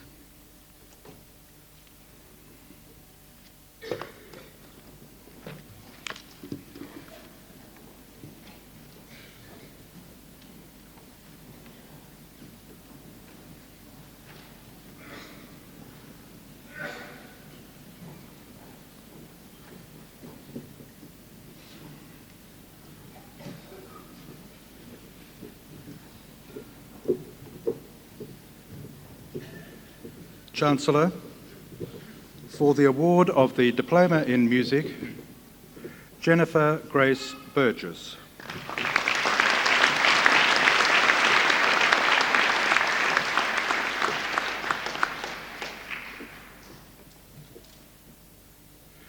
Daniel Michael Dries.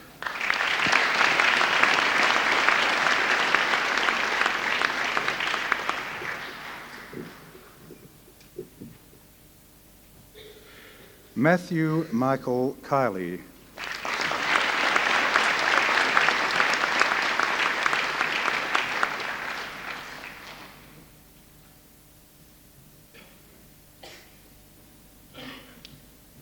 Anne Elizabeth Naglost.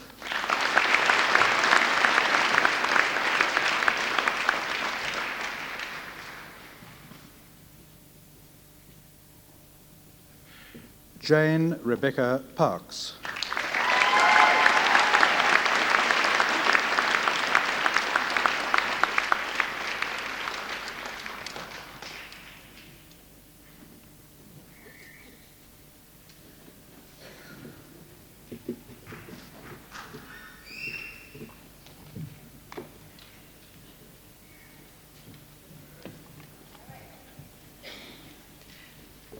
I now have great pleasure in inviting Miss Anne Dunn to respond on behalf of today's graduates.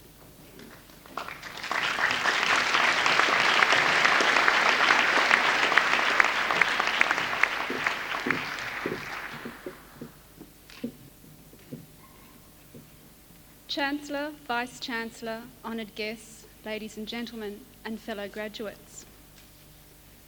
I am sure that I reflect the sentiments of many of today's graduates in saying that my years spent at this university have provided me with much personal satisfaction, but this special day is, to quote a recently re-elected politician, the sweetest victory of all. Today we come together in a time-honoured ritual to acknowledge and to celebrate our own victories, linked by a common sense of achievement and satisfaction, and yet the experiences we have undergone whilst obtaining our degrees are not necessarily collective. Given that I am meant to be speaking on behalf of all of those graduating at this ceremony, the very diversity of our experiences posed a problem for me in writing this speech. After all, there are 1,000 stories in the naked city, and mine is only one of them. How was I to express a myriad of perspectives within a 5-minute speech? In search of a solution, my training in historical research prompted me to seek out and examine the primary sources, in this case my fellow graduates. But several weeks spent talking to friends and asking them what they would have me say on their behalf only highlighted the various paths that have led us to this point in time. My dilemma was finally resolved when I came across a special edition of the journal Australian Cultural History. Its title, Travellers, Journeys, Tourists, provided me with the inspiration I needed. The journey motif is a well-worn but fitting analogy to describe the experience of university education, and one which helps me to unite our multiple and sometimes contradictory voices. Most of us are willing travellers, but some travel under obligation, pressured into making the journey to meet the expectations of others. But willing or coerced, we are in the main purposeful travellers, and as such, the motives underlying our decisions to journey are varied. Many travel for instruction, seekers of knowledge and wisdom, whilst others choose to travel for the sheer pleasure it affords. Often, economic concerns govern travellers' objectives, and the journey is employed as a means of trade or as a bargaining tool. However, travellers who set forth upon quests in search of riches can never be certain that they will actually find their fortunes, and in today's economic climate, there is no guarantee as to where our tickets will take us. My own motives for embarking upon this voyage were in part a combination of some of those I have just mentioned. I had followed a number of career paths, some with more success than others, but several years ago, after folding up a business venture, I found myself on the other side of 30 and asking the eternal question, just what was I going to be when I grew up? The answer, my mother assured me, was not to be found in episode 6,076 of Days of Our Lives. With my family urging that direct action be taken to prevent my exposure to what they feared was the imminent onset of advanced brain atrophy, I commenced my undergraduate studies, just one of an increasing number of mature-age women committing their energies to similar journeys. Although the question which sparked my identity crisis has not been entirely resolved, university has at least broadened my options, and my decision to continue with postgraduate studies has hopefully allayed my family's fears for the time being. The manner in which the journey is approached depends upon the disposition of the traveller. There will always be a proportion of travellers content to choose the role of mere sightseers, tourists happy to add a few new souvenirs to their collection, whilst others will take up the opportunity to explore and engage with the cultural diversity they encounter along their paths.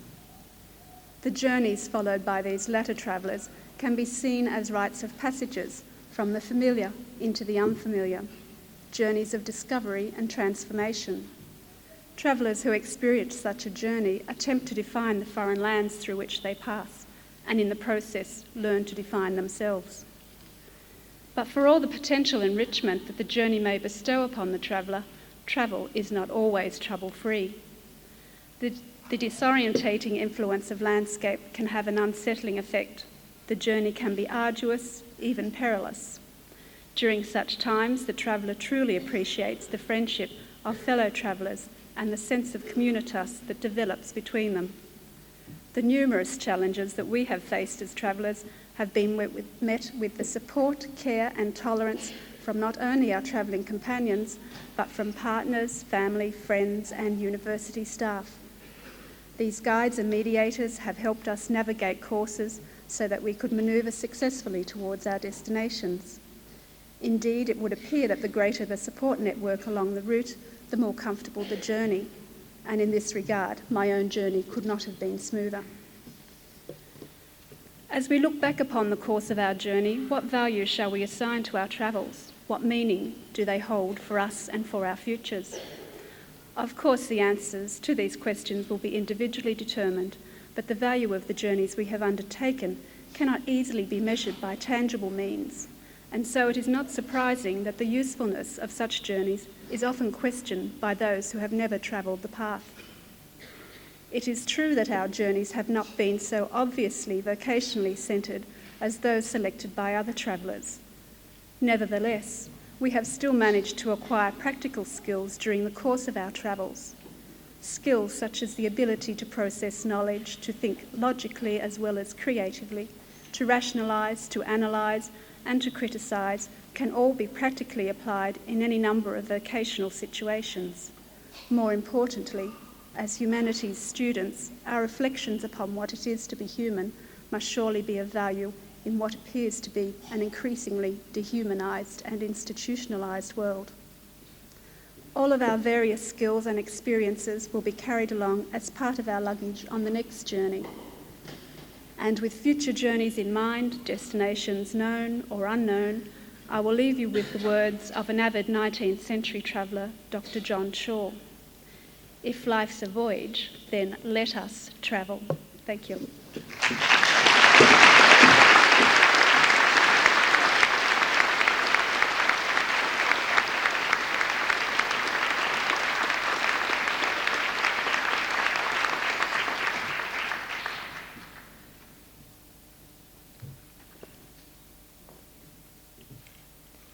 Thank you very much, Anne, for your address, which I'm sure everyone enjoyed. Now I'll call on the Vice-Chancellor to address us.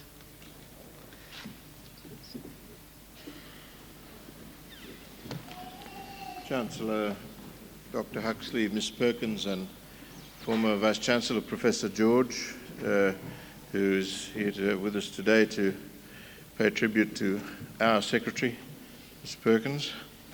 Ladies and gentlemen, it's not my intention to detain you. The Chancellor has me wired up, and if I speak for more than 2 minutes, I get an electric shock. But it did seem to me important some 7 weeks after taking up my position as Vice-Chancellor in the University to congratulate today's graduates, particularly as they come from my own kind of intellectual territory. It's a great pleasure to be with you here today. It's a great honour for me and a great delight to be part of the University of Newcastle, which I have known well for many years. I've chosen to be enigmatic in my words, which are recorded in the notes for today's ceremony. What else would you expect? It's a kind of challenge which I wished to extend. It's not very easy out there in the wide world today, in the world of employment, a world which is rapidly changing and which calls for great flexibility. The speaker at this morning's graduation noted that for those who are graduating, this is really the beginning of a lifetime of learning, not an end. And I'm sure that much will be called from you in the future years. Much of the wisdom literature of the world comes to us in enigmatic form. There's nothing that closes the mind down so quickly as clarity. If you know the subjects for meditation from Zen Buddhism, the most famous one, of course, though there are many, is what is the sound of one hand clapping? And the answer is a soundless sound. These are things that tease the thought. So I've given a quotation from the book of Ecclesiastes, which is meant to provide some food for thought. The race is not to the swift. What does it mean? Well, it's up to you to say what it means. but I suppose it is pointing to the fact that sometimes the apparently successful are not really successful, and apparent failure is not actual failure, but sometimes opportunity. I will not need to remind this afternoon's graduates of Aristotle's definition of the negative as signifying the indefinite. Consequently, in the light of an Aristotelian interpretation, the sentence, "the race is not to the swift," might mean the race is indefinite. The race is not to anybody in particular. The race is indeed pretty open, if Aristotle is right about the negative. The race may be to the halt, the lame, the blind, the good, the bad, the indifferent. I think the message probably is the race is so open you wouldn't even put money on Phar Lap. Well, I don't want to close the discussion of what this might mean. Let me exhort you to flexibility and lateral thinking. Let me again congratulate you and say how pleased I am to be with you and your families and friends here today. Thank you.